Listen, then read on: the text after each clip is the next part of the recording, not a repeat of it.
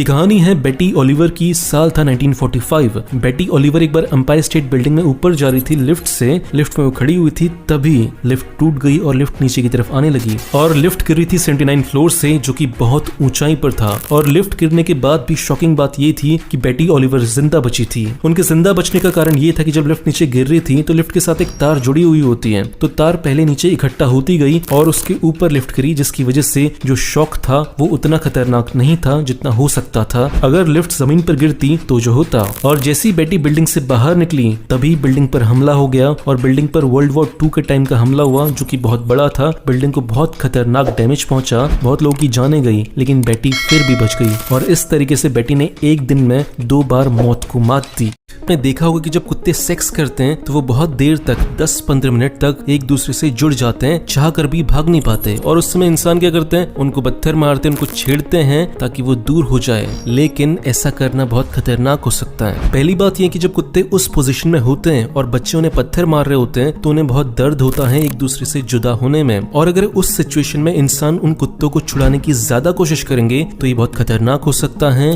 जो उनमें से मेल डॉग है उसका रिप्रोडक्टिव ऑर्गन टूटने का रिस्क हो सकता है और ऐसा होने की वजह से उसकी ऑन द स्पॉट डेथ हो सकती है। आपने कभी ऐसा गेम देखा है जिसमें घोड़ा बहुत ऊंचाई से पानी के अंदर कूदे?